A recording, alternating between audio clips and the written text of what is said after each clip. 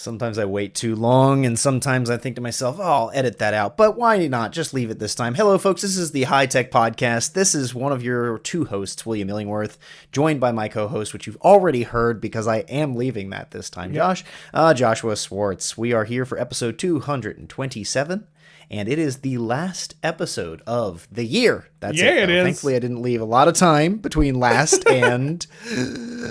this is the last of 2025. So as Josh and I always do, we're really excited. This is going to come out right before the Christmas holidays. And then we're going to take a few weeks off and we'll be right back with you in January of 2026. So this is so much fun. We get to wind down a little bit, take off the ties, which we never put on in the first place. I never wear ties.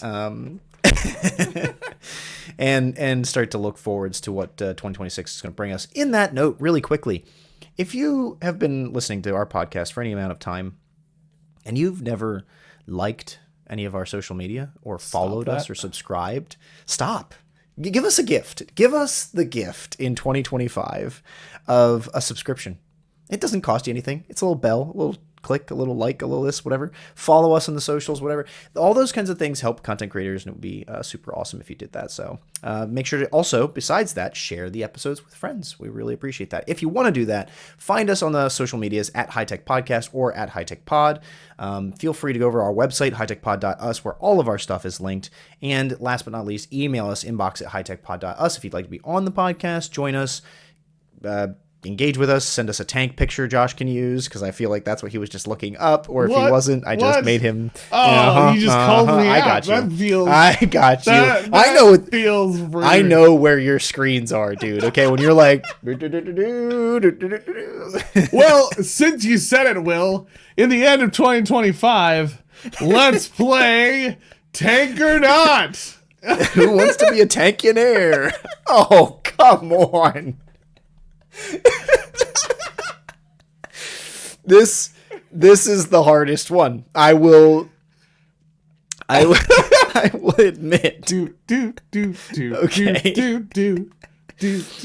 Folks, if you've not been following along, the last few episodes, Josh has been giving me a picture, and I have to determine if it's a tank or not. The first week, I think it was easy. The second time or third time, I don't know. Like, we're on the third right now. We've had a couple guests that I didn't feel comfortable doing tank or not with them in the moment. So fair.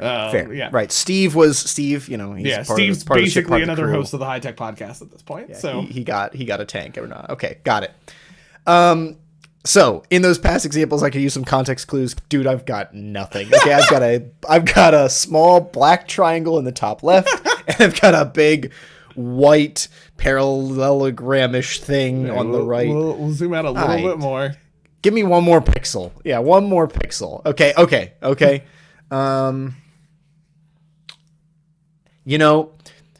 If this is a tank, it is a digital tank. Like, I think it's a video game or a virtual thing. Okay. If it's a tank. Okay. I don't think this is a tank. I'm gonna go no tank. Okay. Now remember, as a part of the rules of Tank or Not, you must give me a backstory for what you think it is if it's not a tank. Okay. Yeah. I think it's plumbing. I think it's. Okay. I think that's a PVC pipe. That's all I got. Look at you. That's a gutter. Wait, what?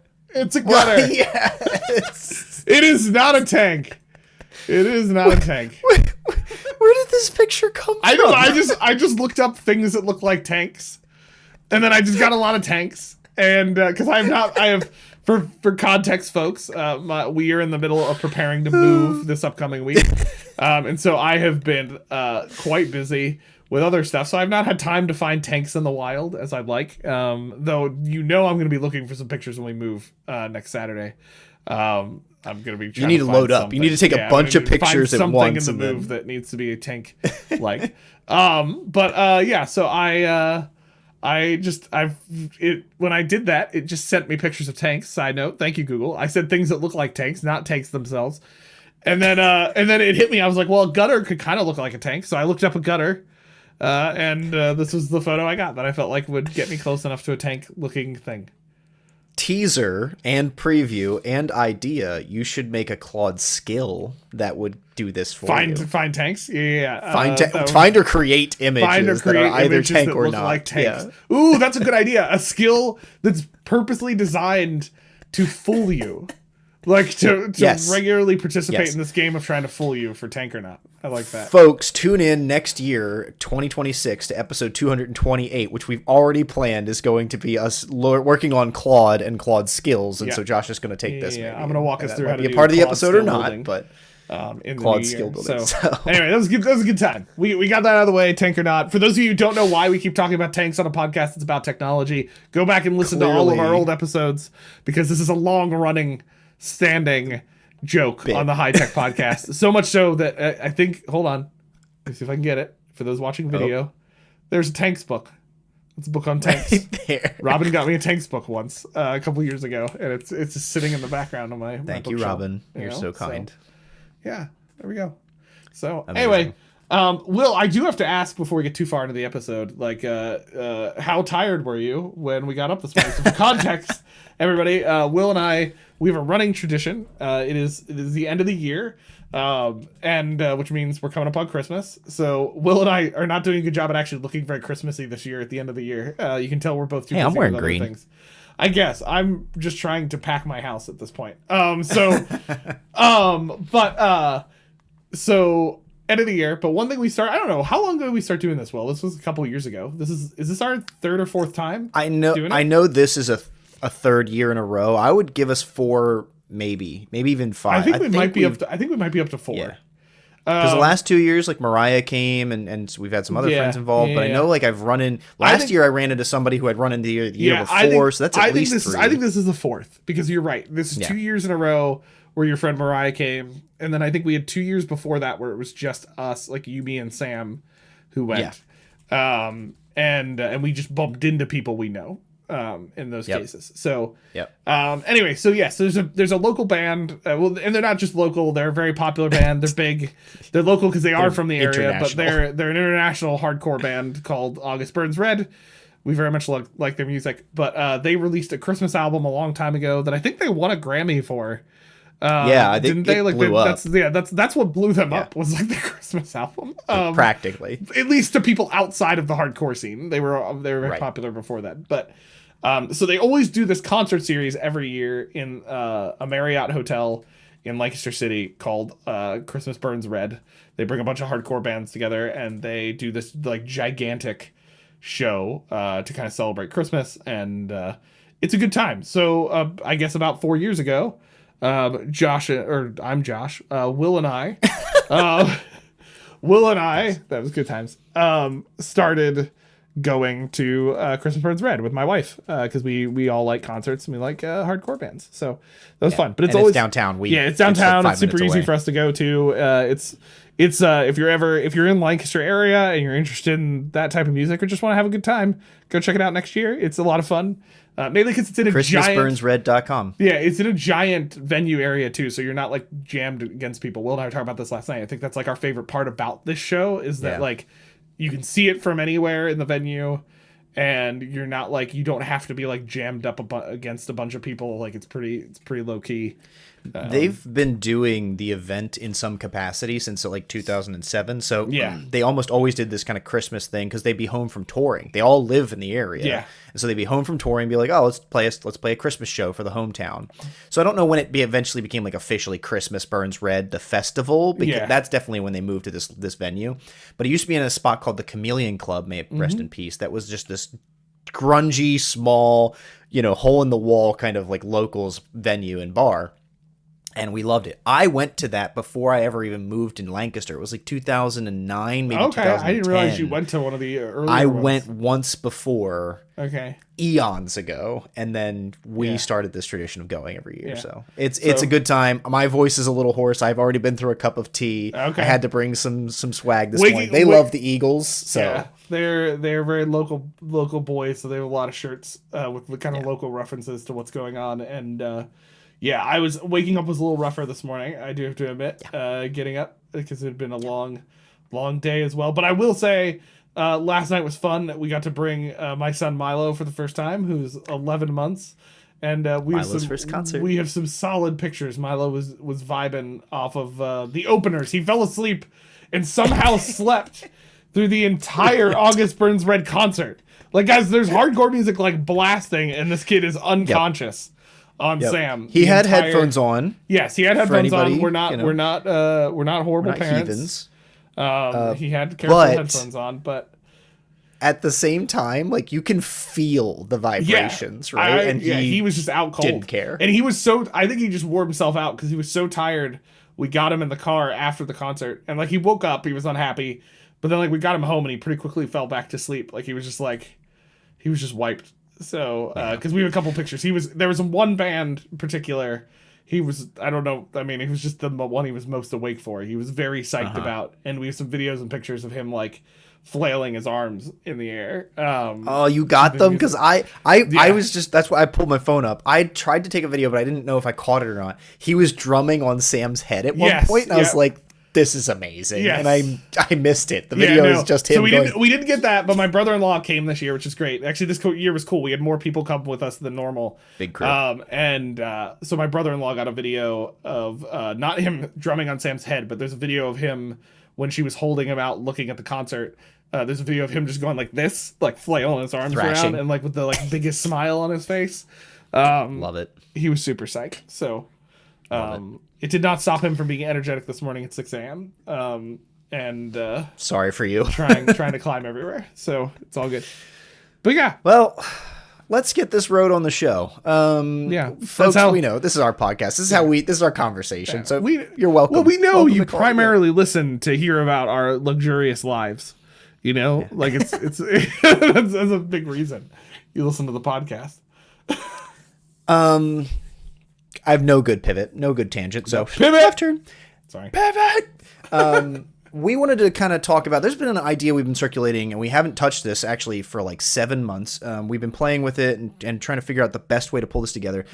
The core and the essence of it is like video editing, right? We're high tech, and I do like the podcast editing for us, but Sorry, that's Josh the has topic. done plenty. The way you said it, I just wanted to immediately go after that. The topic of the episode is video editing, and I wanted to go, did you know you could do that? You know, like that's By the way. like that's the thing. Did you know videos that get edited? That's actually Video the topic editing of our for episode. dummies. Yeah, we just learned that's a thing that you can do. No, I'm just joking. Sorry. Continue. Ignore me. who? What? Just mute him. Rough. Ow. So when you think about what's possible and like what it's taken for me to develop the podcast over time, we have we've used too many tools. And another quick tangent, like I was in my AV club yesterday morning, and it was fun because two guys came to club who were like newer, and one guy had never been at all before. And then it was me and Jason, and the two of us, he said at one point, he's like, all right, this half of the room has never done podcasting. This half of the room has done too much podcasting. And it felt nice to be in the too much podcasting. You were in the too much? realm. Oh, look at us. I was in the too look much. at Yeah. you. I think 227 episodes gets you to the too much Okay, status. I wasn't sure because every time we talk to Steve when he's on the podcast, it makes us feel there like you we've go. barely done any episodes. Yeah, we haven't been doing it for 10 or 15 or whatever years. Yeah. But like as a quick like sprinting history here, right? Josh and I started the podcast with Zoom, and we would record only audio, and we used Audacity to do that. And so editing was only we used audio to clap. film. It was a whole thing. We had to make sure to be aligned. We had to clap. Align the tracks for me. Thank you. Then we moved to Zencaster, and we've been in the virtual recording space since then. So we've recorded video and audio, and so Zencaster and Riverside and StreamYard, SquadCast. We've been across all these different platforms. And most of them video, are great. It's usually pricing plans that have caused us to move to other ones, except for one. I won't tell you which one. Be kind.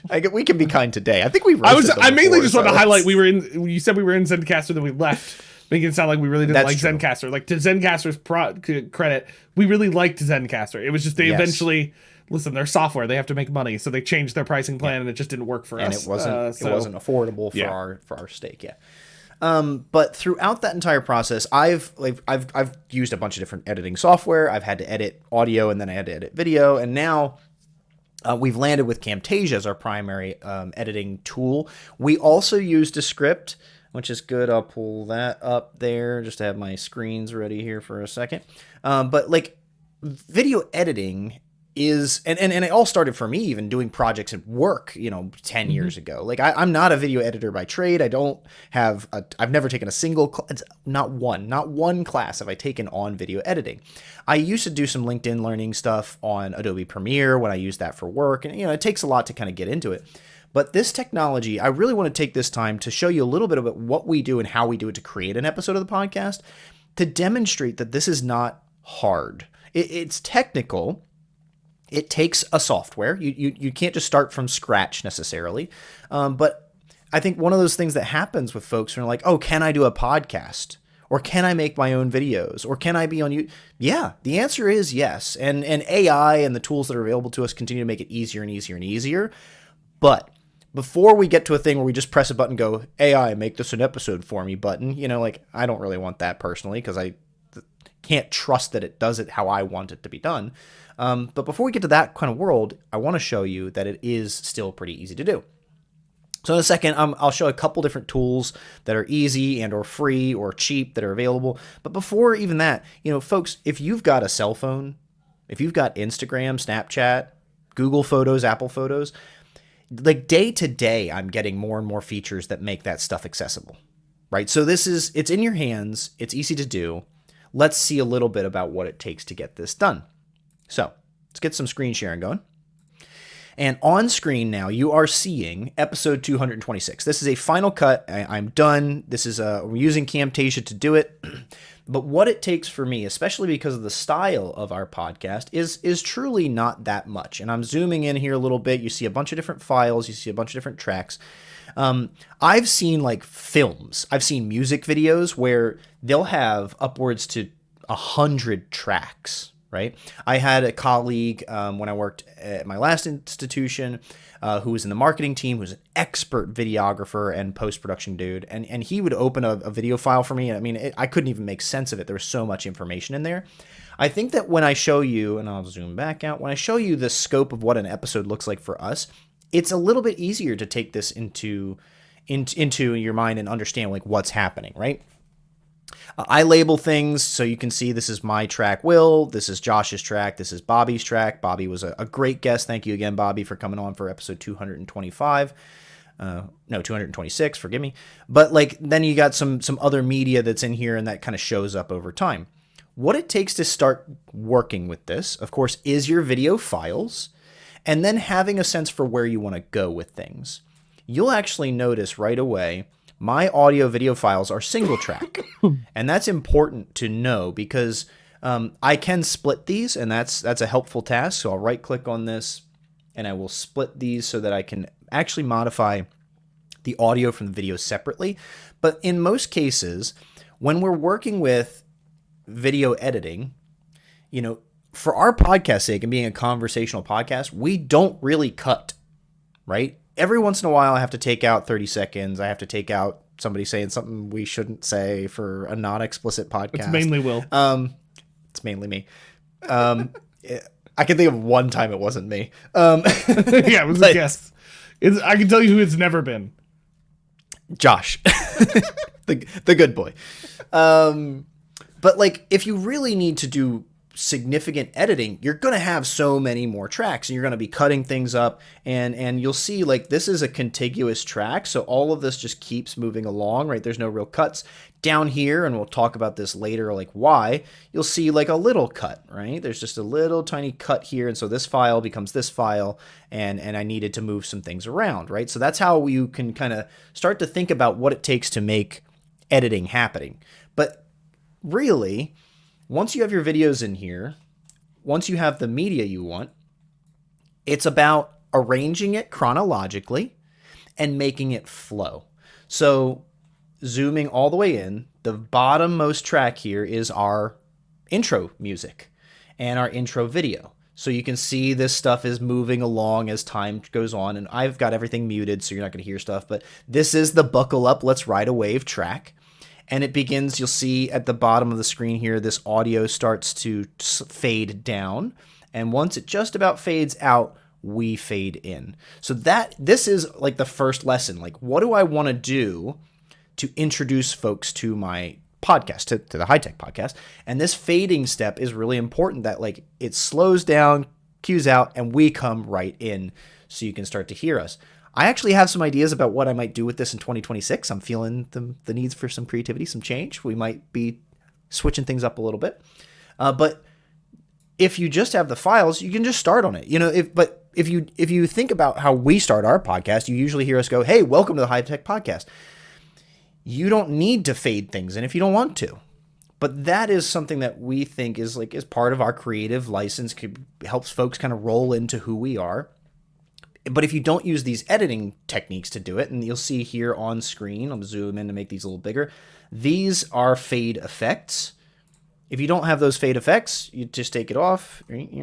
Bobby shows up immediately, and you see him before you see us. And that's okay. It's just a style thing. But these are the steps that you start to take into mind, and you would apply to the entire episode. Right? I'm giving you in kind of 5 minutes here a few things. Arrangement, fading, cutting, all these are the tools, these little techniques you use to put the whole package together. But as I said before, you can see this entire episode. There are no cuts in here. We had a great conversation. I didn't have to take anything out. We just rolled. The one cut that I ended up doing, and every so often I do this, because Josh and I record the episodes over the internet, there is lag. And Josh and I have actually practiced the closing line where I say, embracing tech, or empowering minds, embracing tech, okay. Cheers. Every so often, cheers doesn't really line up. This is Will's trickery. I've just assumed Josh we're always great. Josh and I are really good about it. Do you notice, right? You can tell when we're recording. It's not always when we're there. recording, it's always tough to know because of the delay. Okay. It's tough to know, did we actually get it or not? Because there are times it sounds like we got it, but because that's delay and you get to the actual recording, I know that it's not actually that way in the real recording because it's the web-based recording delay that we deal with. So to pull back the curtain here, I edited this so that you can see even on screen as we say, so as our heads move, cheers, we say it at the same time. If I undo this, I can pull the original out. Oh, am I like way behind? That's funny. No, it's not that bad. Let's just say it's about here, right? So if I slap this in, it's like cheers, and then he says cheers, right? And that's, you can see from the waveform and stuff that it's not, it just doesn't sound good. It doesn't sound right. So it was significant enough. I was like, all right, I'll edit it. I don't do this often. It's maybe every 5 or 6 episodes I have to go in and make that cut and line it up so that it sounds normal. If we're a little off, I don't care. If I start saying it and then he said, it's fine. But this was like, I said cheers and you said cheers. It was pretty disorienting. Well, and so before we go too much farther, I want to back up for a second because I want to highlight a couple things you're talking about. My job on this episode is just to be the guy who doesn't do this. Help make sense of me. I know like what you're doing because I also do this video editing, but for work sometimes. Sometimes I have people for that now. But the smart. So to highlight this, right, because if you're listening to this and you've either done a podcast or you're looking to do one and you're trying to figure out what that looks like, I think what Will and I's experience with the whole podcasting thing is it's become more ubiquitous. It's definitely more popular than it used to be. And part of that's just because it's easier. I think people make podcasting out to be a lot more complicated than it really is anymore. Now, there's different types of podcasts, right? There's much more polished versions of podcasts than what Will and I's are. We do not aim for that. We don't have the time for it. We could do that if we wanted to, but you don't have to do that. There's plenty of successful podcasts that are not that polished type of podcasts. They're just conversational podcasts. So like workflow wise, what Will's really talking through here, right, is we record in a web-based tool. For us, we record specifically in SquadCast because it gives us access to a few things that we don't get in like a Zoom. It's more... Yeah. Will can be more flexible with the different video recordings. So like for him, you can see different video recordings for each of us. In Zoom, we could do some of that, but it's a little bit harder. And then he couldn't control stuff quite as much. And so that's why we do it in a different platform. It also gives us some AI features that Will's now been using on the recording side to be helping. Yeah. But like you can very easily do this in like a Zoom or Google Meet, that type of thing, export out the video and put it, basically all you needed to do is put it in some kind of editing tool. What Will's using here is Camtasia, because Will and I already had access to Camtasia before all of this, and it's legal for us to use it for the podcast now. So we use it, and both him and I know Camtasia, right? A lot of people use Adobe editing software for video, like Premiere and things like that. That's also totally doable. Yeah, I will say this on the podcast. If you are not a video editor, like Will and I were not originally, Camtasia is a great tool to go to for this, because Premiere is definitely more complicated. You can do a lot more in Premiere, but I think for a lot of podcasts, you don't need Premiere unless you're doing like a lot of fancy transitions and like sound effects and all that type of stuff. Premiere would be easier to do that. You can still do that here. But so for context, Camtasia is just a license. It's not crazy subscription. They've changed. Oh, that's right. Well, they are now a subscription. Yeah, you get billed yearly now for it. But even for a starter pack, it's only $40 a year to do this, and you can do everything Will's talking about in here. And I think that's very cheap. Yes, which I think is great because it's super cheap, and then it allows you to have a little bit more control. But if you're not interested in that, another version of this that we just have not done because we have access to Camtasia is Canva, which we use for a lot of imagery stuff. Also is very much into video editing now, and I know a lot of people who have moved to Canva for video editing because it's easier. And like their pro license, which would allow you to do a lot of the stuff Will and I are doing, is like $750 a month, which is not too bad. Yearly, it's $120 a year. So you can see Camtasia is a bit cheaper, but that's because Canva gives a lot more than Camtasia does. Camtasia is solely focused on video editing and media control. So we've been using Camtasia for years. I had a license from a friend that he gave to me, and it was really easy, but it was an older license. I want to say 2019 or something. Yeah, it would have had to have been before 20 and 21 at least. Yeah, because I think 2021 is when they switched to a subscription service. It used to be you just bought. So this version you're seeing on screen is 2024, and it's the last year you could purchase. Was it 2024 they switched? So I bought 2024 because like we really wanted more features, and I actually, while Josh was talking there, I kind of did a little change on screen, folks, so you can see the left-hand toggle here of all the features that are available to me. We'll click through that in just a second, but like I purchased a 2024 because I needed more functionality. We needed to be able to do more fades, more edits, more cuts. We expected to do like more social media development in here and stuff. And so I wanted all that. And I bought 2025 at that time. We used the business to do that. And then within months they were announcing 2025, the version of this tool, and said they were moving to subscription model exclusively, because they always had a subscription. You could like pay to upgrade. Yeah, you could pay to upgrade. But it used to be you still could just buy once to a version, because that's what I have. I have an older version of Camtasia. It still does everything Will's talking about here. But it's super useful. I think for me, who is also not have background in video editing, what I like the most about Camtasia is just it's a lot easier to like clip stuff like Will's talking about. Like there's shortcuts for it, but there's also a button you just click, you highlight the clip, you click that button, and it splits the thing there. And so a lot of video editing really, I think in podcast world, is doing that. It's just like cutting out something that's in there that you didn't want inside the video. And I think the ability to separate audio and video is like key in Camtasia in many ways. So Will doesn't use it nearly as much because we're pretty dialed in now with our mics and everything that we do. But like if Will would ever need to just edit the audio without changing the video, Camtasia it's a superpower to just be able to very easily edit the audio like that. Or if he wants to actually split it out so he has them as separate tracks, he can easily do that, and that makes editing stuff just much easier. I really think Camtasia is a tool that, like, even if you don't know video editing, but you want to get into podcasting, especially video podcasting, I think Camtasia is a key tool that would make it very easy for you to do your work. It's so approachable. Yeah. I learned on Adobe Premiere Pro. That's why I said I've used LinkedIn Learning before, because you have to. It's Adobe Premiere Pro is so dense, and I was even using some of that language earlier. You need to make a cut, you need to make a fade, you need to make a transition. Learning the language behind video editing is difficult, because if you don't know, and we were talking, we had Ron Moore on in the last 5 episodes, right? Ron, great guy, is still working on his podcast. He's having so much fun. But that's the question he keeps struggling with. He's like, I want to make a change to something in my podcast. I don't know how to do it, which starts with, I don't know the question to ask.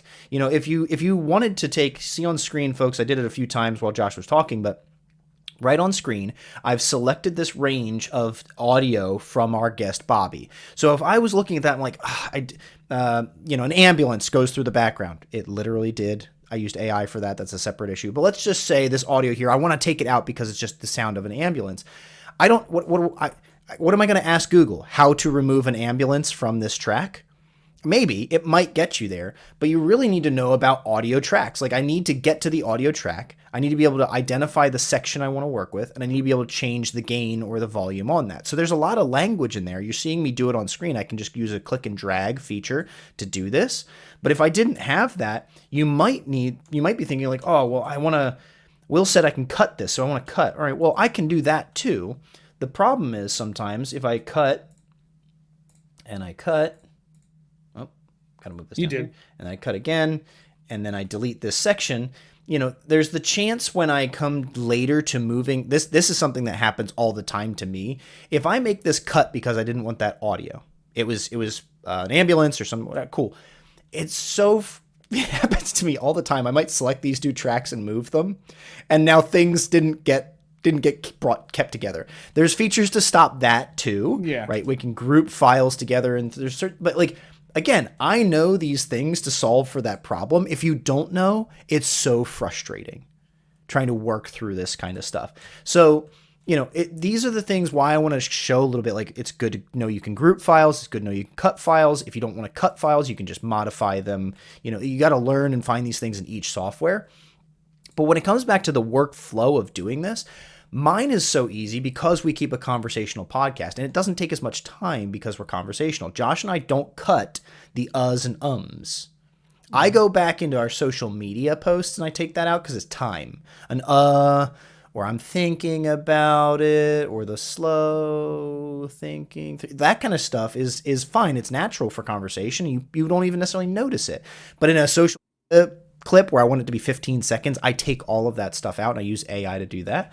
But if you were going to do that in here, you'd literally have to be listening to every single section of the podcast. You'd have to take out, all right, just these 3 seconds, delete.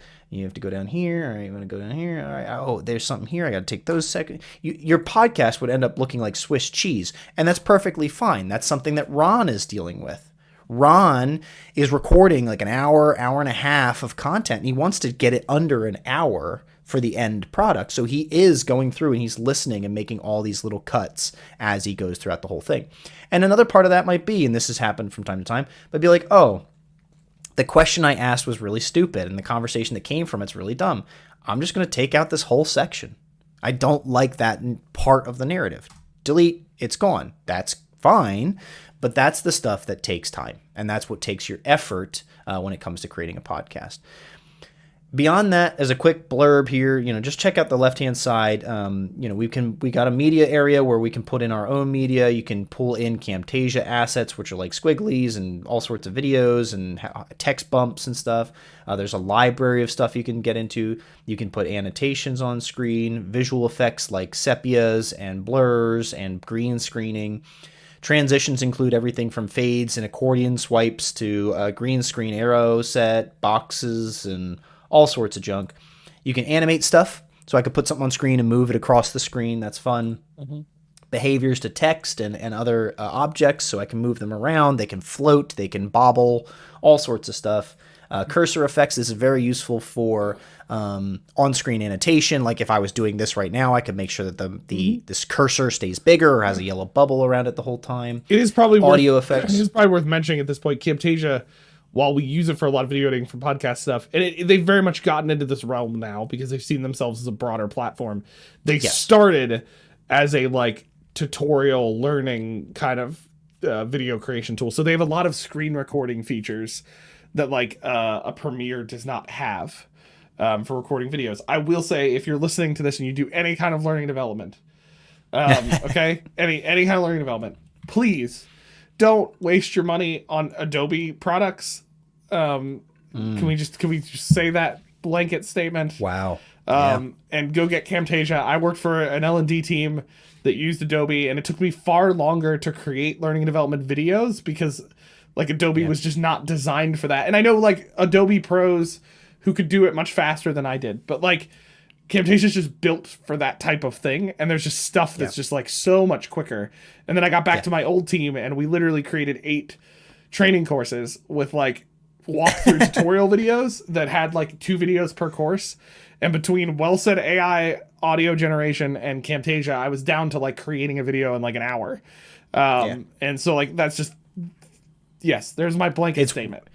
I agree with Josh. Unless you're creating movies, or like really pro video, like that's a little bit different. But you can still do a lot of that stuff in Camtasia, like commercials, all that type of stuff. Absolutely. It's just a different need. You can build in voice narration, and then there's captions, right? You can burn captions, or you can have caption files built out of it. So just everything you really need to create your podcast is here, and that's why we do it. And then if you're in learning and development, other tools, other teams, etc. So, once I've done all this, I clip, I put my ends on, I put things, I've got all these assets up in here that I might switch things around from time to time. Like if we have guests, I need the 3-person background. If it's just us, I need the 2-person background. If we're doing a screen recording, I have the open background. So this is all the stuff I'm going to have to do and go edit for this episode. I'll put us on 2-screen when we're on 2-screen. I'll put us on this screen when we're on doing the screen recording time. But that's stuff that, just the little things and tricks and trades that I keep in my practice to help us get this done and keep the podcast moving quickly, because we don't have time to do 3 or 4 or 5 hours of editing a week. I do this in probably 30 minutes, maybe 60 minutes on a long week if there's a lot going on in the episode. Like every time. Oh, oops. Let's switch that real quick. Every time that we do a screen change, so if it's two people to screen recording, I have to come down in here, cut this, move the 3-person background to the 2-person background. That's the time commitment. And then, frankly, the longest amount of time is exporting. It's creating an hour-long video file, and it takes forever to export it. It takes forever to bring it up to YouTube. Yeah. Besides that, though, I would actually, right here at 36 minutes into our recording time, tell you don't do this if you're using something like SquadCast and Descript.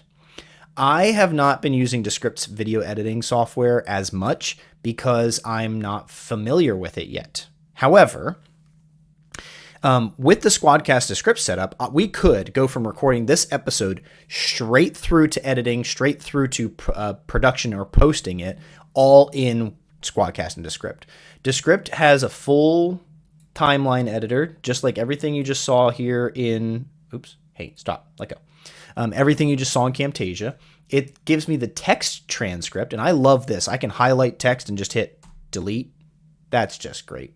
All I did was hit delete, and all that text or that time content in the timeline's gone. But they, of course, we've done this in other episodes in the past, they have all the AI tools in the AI Studio suite. So I regularly use this Studio Sound feature. I used it on this episode 226, because Bobby did have an ambulance run through the background audio. That one was rough. It took it out completely. Not his fault. It was fine. Thank you, Bobby. No problems. But it took it out completely.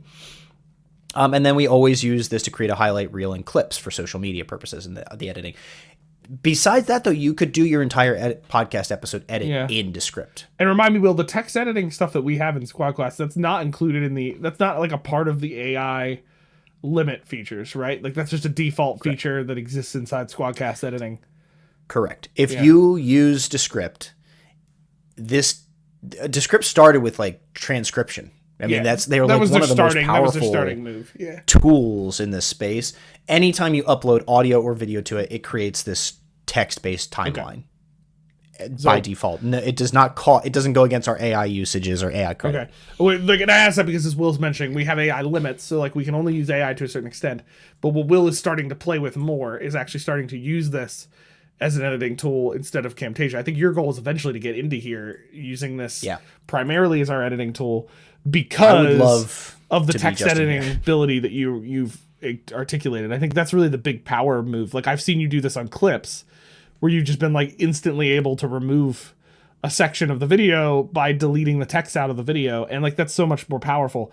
And to put this in context, the plan that Will and I use is the hobbyist plan on SquadCast, right? We're only on hobbyist. Yeah. Yep. Okay. Yeah. So that's only the cheapest plan. Yeah. If you do an annual plan, that's only $16 a month. So like put that in context of Camtasia, where we mentioned was like 69 or whatever, like, or whatever that was. It was in that range. And then Canva, that was more expensive than that per month. So like this is really a decent deal. If you're going to podcast, SquadCast is with Descript in one subscription, and you have the whole through line. So you don't. We are using 2 or 3 or 4 different software because of history. I've always been using Camtasia. I would have to take a lot of time to learn Descript completely and move over it to it. You've been from slowly Camtasia. trying to do that, and so that transition is going to slowly The example change. being, I do all the social media in Descript, whereas I used to do the social media in Camtasia. But it's so much quicker and faster for me. Like I've figured that part out. So there's a world where I'll be able to build, like you can see in this screen. It's zoomed in. Sorry about that, folks. You can see on this screen right here with this clip, I've got a background in there, and I've got Bobby in this spot and Josh and I in these spots, right? Like, so I can do that. I can recreate this Camtasia setup in Descript. I just haven't taken the time to do it. So we'll get there. But if you're going to podcast, I would go for this one thing where you're going to have this full suite experience as opposed to going over and learning a couple different tools at once. But I think we've captured, this is how I create the podcast, or how I edit the podcast, excuse me. This is what it takes to kind of put the final product together and hit export and get it uploaded. I will point out real quick, like Windows specifically has created this tool called Clipchamp, and Windows does this stuff where they make a tool, they retire a tool. So this will probably be defunct by the time the episode even comes out. But I want to make this point or reinforce this point. You can see on screen. Here's a clip that I've created already. It's a finished clip, but all I do is in Windows, right click on it, hit edit in Clipchamp. And I have now the opportunity in here to go into a video editing tool. And this is a free video editing tool on Windows 11. It's a Microsoft tool. It's in the ecosystem. I can add text. I've got templates of here of like, how to do something for YouTube or Instagram. So it's going to do like the correct resolution, the correct screen size, etc. I can bring in shapes and stuff. Like, I'm not going to say this could take the place of Camtasia, but I want to show, right, if you're concerned for doing video editing in 2025, there are free tools available to you. There are paid tools available to you, and all of them, free to paid, are pretty accessible, except Adobe Premiere Pro. Let's just ignore that. Don't go there. But this is saying I can try now for some auto captions that might go to like a paid. Who knows? I haven't clicked through there. But got everything to like subscribe buttons. That'd be great. I could throw a little subscribe button on this. Cool. Yeah. Add to my media. I see it's free. Cool. Let's add to my timeline. And suddenly I've got a little subscribe button on screen. Boom. I can pull that up. I can make it blurb so it looks nice and big for folks. This stuff is really easy to do. Josh, is there anything else that you think we should see? I think we're good on the screen sharing side. We've definitely seen what's good on Camtasia and Descript and Clipchamp. If you want to check that out, folks, on the I know Mac has some tools too, so we're just Windows. Yeah. Windows folks And here, I was just looking up real quick. I think is it DaVinci Resolve is also a free alternative to Adobe Premiere if you want to go like way more hardcore than what Will and I are talking about here. We don't need that, so we never have went down that train. But you triggered for me for a second that there was something else. There's also a tool called OpenShot that I've used before that's a bit more editing features than what Will and I are talking about here. But I think the key of what Will's trying to highlight is like it's not that complicated to do this type of thing. Like what Will's talking about, again, yes, he did some video editing before we actually started doing the podcast. But for those of you who are just getting into it, really all you're talking about is you need to find the place you're going to record. You need to be able to download it, put it into something, or whether you're like us and you're just using SquadCast and you're just doing it all there, whatever it is, you need to figure out where you're going to put that clip or where you're going to put that information. And then from there, you're not doing anything crazy fancy. You're really just finding things that you need to cut out and doing that, and then just making sure to transition it well when it comes back together. Will does a good job of that, either finding the right point to put it together. I've used fade to, like there's in Camtasia and in any tool, there's kind of like this fade to black feature that can do a lot of magic for making things feel less horrible. Because often when clipping, like breaking something out of a video recording or whatever and pulling it back together, the biggest issue is when you have just like weird quick movements. That's the thing that throws people off. And so having even kind of just a fade transition in that area can do a ton of work to just smooth that whole thing out. So it doesn't have to be that complicated. You're really just finding the places you're cutting. And you could start small. Like Will and I didn't originally have backgrounds when we did all of this stuff. Like we grew over time. So like don't expect to be like right. And we also are not doing a ton of stuff that other people are doing. Like Will keeps finding more things he wants to do in the video platform. But like he said, he only does this editing in like 30 minutes. So like now that's taken practice to get down to that point. That's why I haven't abandoned my Camtasia yes, template, right? Because I'm so scared. But like, it's not that hard. When Will and I started, we were just in audio, so it was a little bit different. But like we just recorded, downloaded, did some minor editing, and then uploaded to our platform. And that's not that complicated. So it's not to say that it isn't work. It's just it's not. It shouldn't stop you. I think we it's a style choice. Yeah, it's a style choice. We hear people wanting to get into podcasting, and they just aren't sure how to do it. I think the simplest thing is find a mic. You don't even need to find a mic. You can start with really bad headsets like Will and I did, and it'll be totally fine. But if you want mic recommendations, we can give them to you. Will and I do not use fancy mics. We have had guests with fancier mics than we are. So like, get a mic, turn on the camera, record, download, cut, export. That's basically what you're talking about. And then the more complicated thing has been doing media clips and stuff, but that's where honestly SquadCast is where we would recommend you go right now if you have a little bit of money to help with this, because their AI features have just they've gone above and beyond at this point. Like that's mostly how Will's doing clips, because I can tell you the part that's not easy is doing clips without the AI. We were doing that for a little while and it was significantly time consuming. But you have to listen to the whole episode. That's it. You have to, and several times. So like the AI features have been very helpful for us. And I would encourage you, if you really want to get serious about podcasting, figure out what your workflow is going to look like for clipping, because clips are important. That's really where people engage with your podcast on social media, on YouTube. That's where you're pulling people into the podcast before they listen to the whole episode. And AI surprisingly does a pretty good job at finding fun clips. Like it finds conversations. There's been a lot of money invested into this platform. Well, and to that point, Josh, you see kind of what I export, but what I usually tell AI is to do. I always have it make a bunch of clips. It's somewhere between 6 and 8, and I usually pull 4 to 5. It doesn't. Yeah. It's not 100% success basically, rate. Will uses AI to give himself options, and then instead of having to watch the whole video, instead he's only watching 8 different clips, and somewhere in there, AI is bound to find something. That unless your podcast is like insanely boring, it's bound to find something that you're going to use. So, it's not that hard. If you're curious about trying to do any more of this, or you want to know more about the tools, we've done some other episodes on the tools. We'd be happy to point you to, but you can definitely get in touch with Will and I, and we'd be happy to get you going on that. With that note, how do you get in touch with us? That's a great question, listeners. Look at you asking the questions.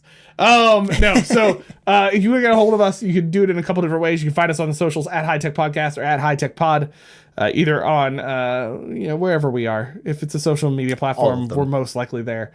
Will's been doing more things in Reddit, so if you're in Reddit, you can find Will giving podcast advice. Find us at High Tech Podcast or at High Tech Pod. If you really just want to get straight in touch with us, inbox at hightechpod.us is our email. You can email Will. He will be happy to talk to you. It's not that I'm not happy to talk to you. It's just that Will manages the email. The website, you can find us at hightechpod.us. We will provide links to all the tools we mentioned here, where to get access to them, and how to get started. And then also check out our website. We have other episodes. Will has done more in-depth dives on how we use AI in our workflows. Actually, both him and I have started using AI in different ways. So you can check out those episodes to see how we've been leveraging AI to basically cut all of our work in half for podcast management in the last year and a half. Yep. So you can find all that stuff at hightechpod.us. All right, folks, that's a wrap on another week. Empowering minds. Embracing tech. Cheers. Cheers.